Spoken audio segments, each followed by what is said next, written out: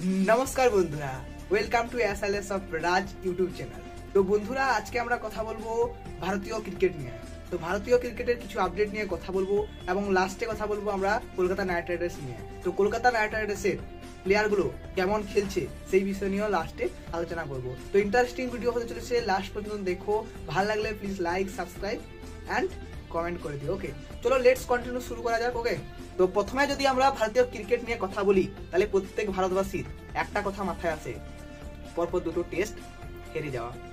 হ্যাঁ ঠিক, পরপর ইন্ডিয়া দুটো টেস্ট ম্যাচ হেরে গেছে অস্ট্রেলিয়ার কাছে খুব বাজে ভাবে। তো প্রত্যেক ভারতবাসীর কাছে এটা হতাশা, কিন্তু হ্যাঁ অতীত থেকে ভুলে আমাদের বর্তমানে এগিয়ে যেতে হবে। তো বর্তমানে আমাদের ফেব্রুয়ারি মাসে আসতে চলেছে চ্যাম্পিয়ন্স ট্রফি।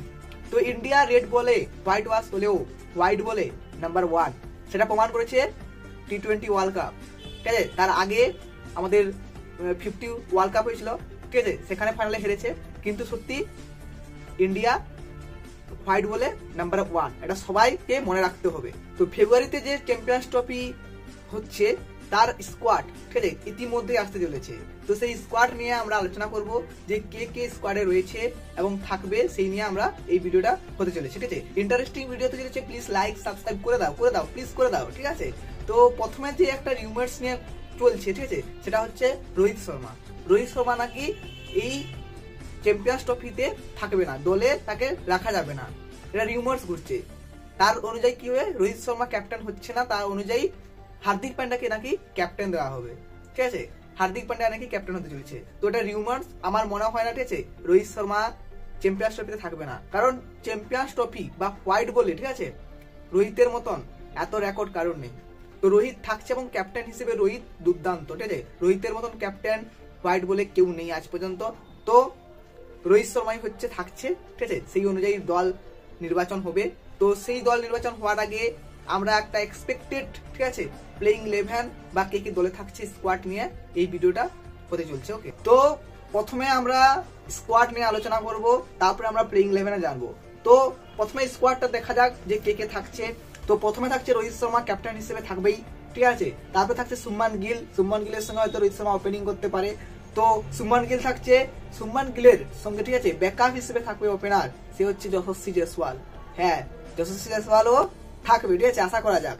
আর একটাই আমার খারাপ লাগছে যে সামনে ইংল্যান্ডের একটা ওডিআই ম্যাচ রয়েছে ইংল্যান্ডের সঙ্গে। তো সেখানে নাকি শুনছি আমাদের বিরাট কোহলি, রোহিত শর্মা এবং জসপ্রীত বুমরা এরা রেস্টে রয়েছে, ঠিক আছে, রেস্টে থাকবে।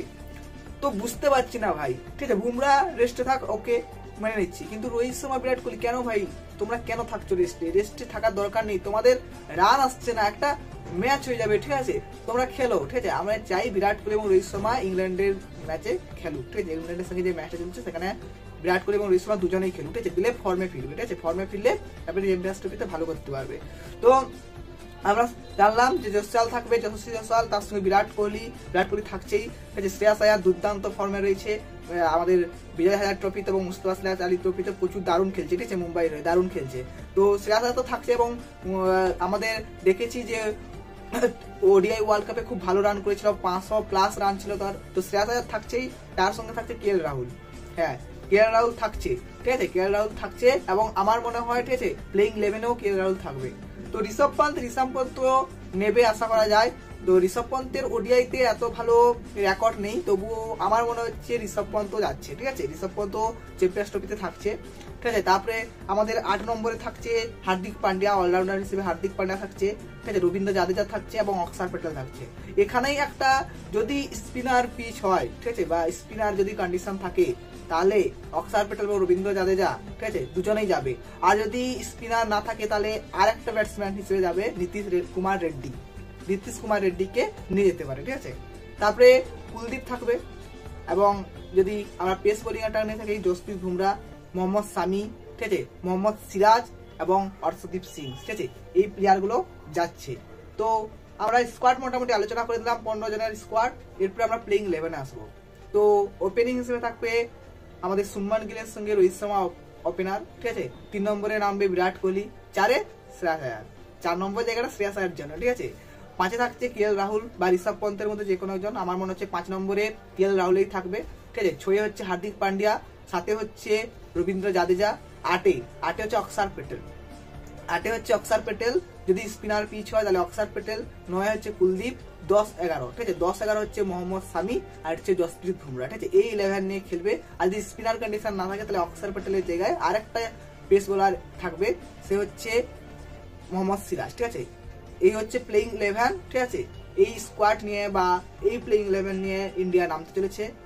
তো এই হচ্ছে আমাদের ইন্ডিয়ার হয়ে ক্রিকেট নিউজ আমি বললাম। তো এরপরে আমরা বলবো কলকাতার হয়ে। তো কলকাতার হয়ে এখন কথা বলবো যে আমি বলেছিলাম লাস্টে কলকাতার কিছু প্লেয়ার্স কেমন খেলছে সেই নিয়ে আলোচনা করবো বলছিলাম। তো বিগ ব্যাশ লিগে স্পেন্সার জনসন দারুণ করছে। স্পেন্সার জনসন খুব ভালো খেলছে, ঠিক আছে।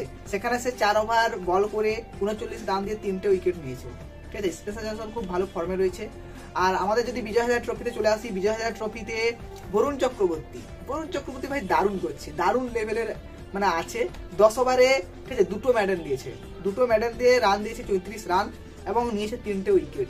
সত্যি বরুণ চক্রবর্তী সেই ফর্মে রয়েছে। তো আমরা এরপর যদি ভেঙ্কটেশ আয়ারের কথা বলি, ভেঙ্কটেশ আয়ার, ঠিক আছে, 1 বলে 4 রান করে, ঠিক আছে, নট আউট থাকে এবং বল হাতে 2 ওভারে 14 রান দেয়, ঠিক আছে। ভেঙ্কটেশ আয়ারও ভালো করেছে। তারপরে আমরা যদি চলে আসি বৈভব অরোরা তো দারুণ ফর্মে রয়েছে, ঠিক আছে। 4 ওভারে 26 রান দিয়ে 1টা উইকেট নিয়েছে। তারপরে আমরা যদি চলে আসি, ঠিক আছে, অনুকূল কিন্তু ভাই দারুণ ফর্মে রয়েছে। সত্যি কথা বলতে অনুকূল যেভাবে খেলছে আমার মনে হয় না হয় অনুকূলকে দিয়েই মানে আমাদের IPL 2025 শুরু হয়ে যাক, ঠিক আছে, স্কোয়াডে থাকবে। তো অনুকূল বল করেছে 10 ওভার 57 রান দিয়েছে এবং 4টে উইকেট নিয়েছে। ভাবতে পারছো, 10 ওভারে 57 রান 4 উইকেট। তো অনুকূল দারুণ বল করছে, কিন্তু ব্যাটিংয়ে তেমন চলেনি। 7 বলে মাত্র 8 রান করে আউট হয়ে যায়, ঠিক আছে। তবে রমনদীপ করেছে 8 বলে 13 রান, ঠিক আছে। তো এই হচ্ছে কলকাতা প্লেয়ার্স ফর্মে রয়েছে, আমি জানিয়ে দিলাম। তো ভালো লাগলে please like, subscribe and comment করে দিও। দেখা হচ্ছে পরের ভিডিওতে। Thank you.